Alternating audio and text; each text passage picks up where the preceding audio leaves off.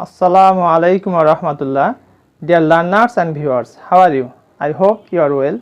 Alhamdulillah, I am also fine. This is Abdul Bari, professionally lecturer in English, Sonapukur Surubi College, Parbotipur, Dinajpur. Today I would like to talk a most important topic, that how can you speak confidently and fluently. Many of us can speak fluently and spontaneously, but what are the processes? They don't know. Inshallah, I will discuss today all this information. I will discuss 3 ways, 3 steps, and these 3 processes you can make hundreds of sentences and you can speak fluently. Let's get started and enjoy the class. Structure 1. How about plus V1 plus ing plus extension plus question mark. By using this structure, you can make hundreds of sentences correctly and you can speak fluently, no doubt. এর বাংলা অর্থটি যদি আমরা খেয়াল করি, বাংলায় কেমন হয় এই অর্থটি প্রকাশ করবে।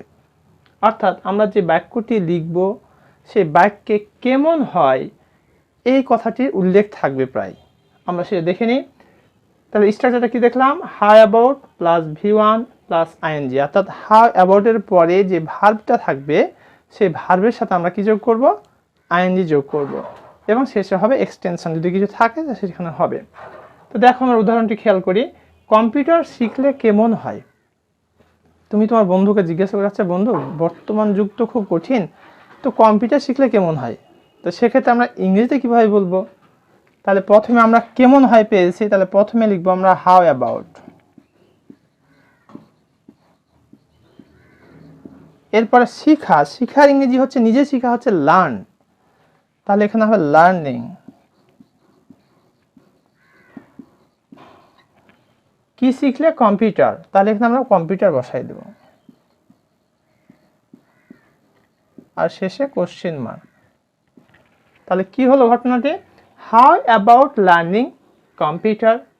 আমি যেটা বলি কম্পিউটার শিখালে কেমন হয়, নিজে শিখা হচ্ছে লার্নিং, যদি বলা হয় কম্পিউটার শিখালে কেমন হয়, তখন হাউ অ্যাবাউট টিচিং কম্পিউটার। ওকে, বিশ্ববিদ্যালয়ে গেলে কেমন হয়? তাহলে বলো তো দেখি কি হবে একই স্ট্রাকচার ফলো করে। আশা করছি তোমরা ইতিমধ্যেই এগুলি জেনে গেছো এবং এই স্ট্রাকচার ফলো করে তোমরা নিঃসন্দেহে এগুলা অনায়াসে লিখতে পারবে। যারা পারছো তারা কমেন্ট করে আমাকে জানিয়ে দাও।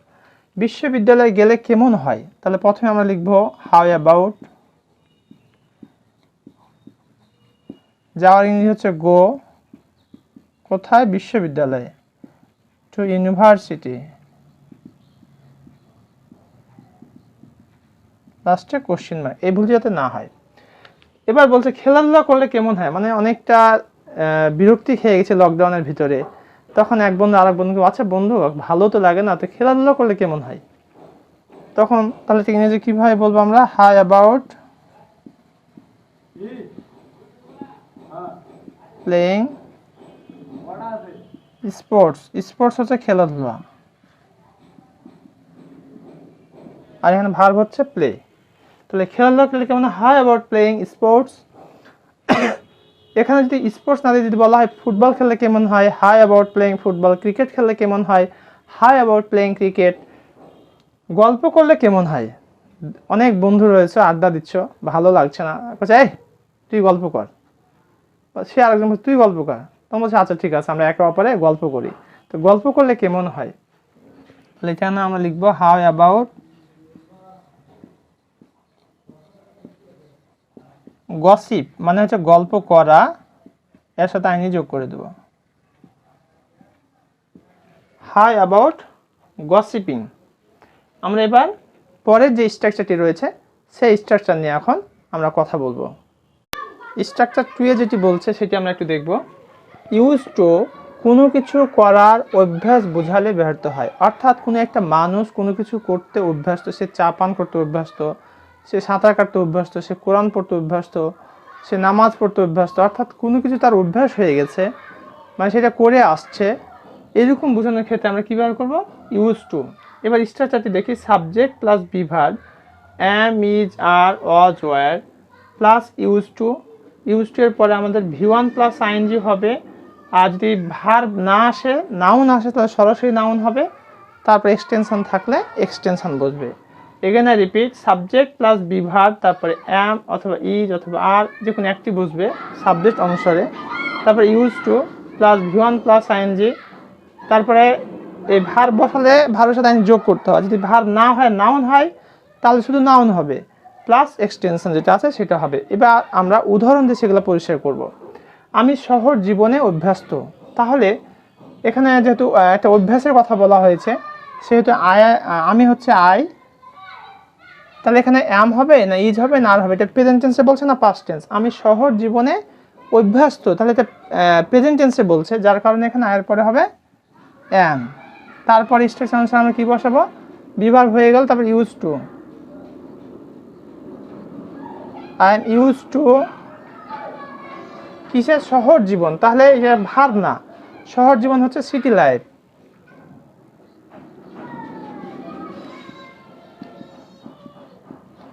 I am use to city life. আচ্ছা, এটাকে এখন আমরা যদি আরও উদাহরণ দিয়ে আরও পরিষ্কার করি, তাহলে দেখো তো কেমন হয়।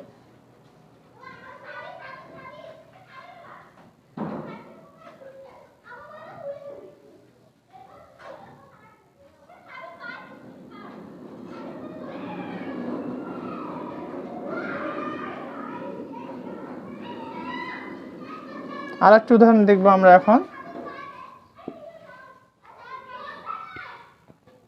লোকটি ধূমপানে অভ্যস্ত। লোকটি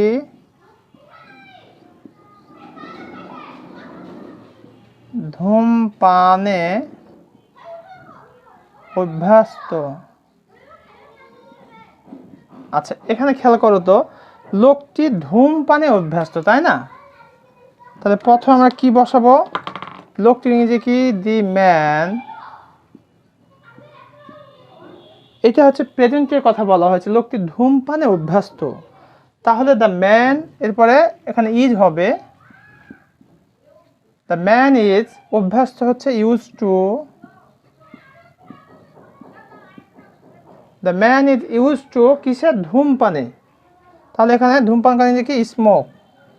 এটা হচ্ছে ভার্ব, এর কারণে আমরা কি যোগ করব? আইএনজি যোগ করে দেব।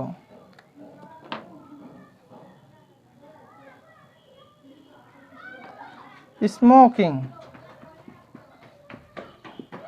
আচ্ছা, একটু খেয়াল করো মনোযোগ দিয়ে, তাহলে বিষয়টি একদম পরিষ্কার হয়ে যাবে। লোকটি ধূমপানে অভ্যস্ত, the man is use to smoking. লোক ধূমপানে অভ্যস্ত ছিল, দ্য ম্যান ওয়াজ হয়ে যাবে তখন, the man was use to smoking. তারা সাঁতার কাটতে অভ্যস্ত, তাহলে তারা সাঁতার কাটতে অভ্যস্ত, they are use to swimming, they are use to swimming. তারা নদীতে সাঁতার কাটতে অভ্যস্ত, they are use to swimming in the river. তারা হাঁটতে অভ্যস্ত, they are use to walking. তারা পড়তে অভ্যস্ত, they are use to reading. তারা কথা বলতে অভ্যস্ত, they are use to talking. In such a way, you can make hundreds of sentences easily and confidently. এবার আমরা দেখব পরের স্ট্রাকচারটি। কোনো কিছু করতে বাধ্য হওয়া বোঝালে আমরা কম্পেল টু প্লাস ভি1। অনেক সময় দেখা যায় সেটা করতে বাধ্য, সে সেখানে যেতে বাধ্য, সে পড়তে বাধ্য, সে গল্প করতে বাধ্য, সে ঘুমাতে বাধ্য, সেখানে কাজটি করতে মানে বাধ্য। এইরকম যখন বাধ্য বোঝাবে, তখন আমরা কি করব? তখন আমরা কম্পেল টু প্লাস ভি1 কখন বসবে সেটা আমরা স্ট্রাকচার দিয়ে একটু খেয়াল করি। আমি ইংরেজি শিখতে বাধ্য, তাহলে সাবজেক্ট প্রথমে বসাবো আমরা আই অ্যাম, তারপরে কী হবে? বাধ্য ইংরেজি compel, I am compel to কী করতে? ইংরেজি শিখতে। তাহলে আমি বাধ্য, এতটুকু হয়ে গেছে। আই অ্যাম কম্পেল টু কী শিখতে? Learn English.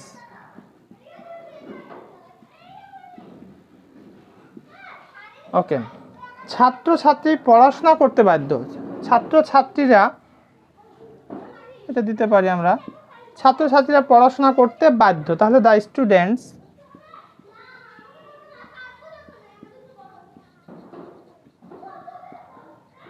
Students are compelled, পড়াশোনা হচ্ছে স্টাডি,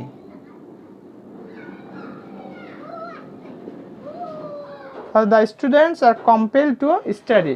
তাহলে আমি যদি এখন বলি তাহলে তোমার চেষ্টা করতে পারো কিনা, আমি লিখতে বাধ্য, তাহলে I am compelled to writing, মানে পরীক্ষা কেন্দ্রে আমাকে লিখতে বাধ্য করা হয়েছে, অথবা এমন একটা সিচুয়েশান যে আমার কোনো বিষয় আমাকে লিখতে বাধ্য করা হয়েছে, I am compelled to writing. আমি বইটি পড়তে বাধ্য, I am compelled to reading the book, অর্থাৎ কম্পেল টু প্লাস V1 ওখানে আমাকে বসা, I am compelled to read the book. আমি লিখতে বাধ্য, I am compelled to right. আমি কোরআন পড়তে বাধ্য, I am compelled to recite the Quran.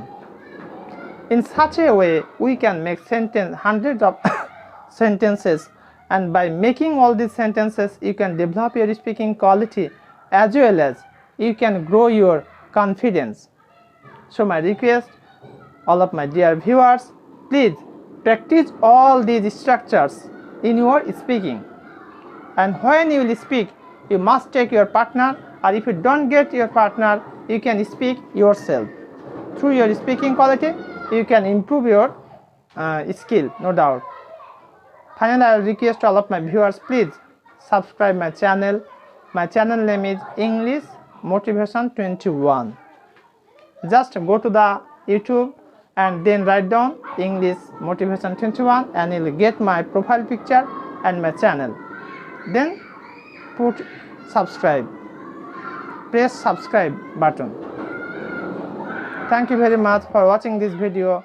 Assalamu alaikum wa rahmatullah.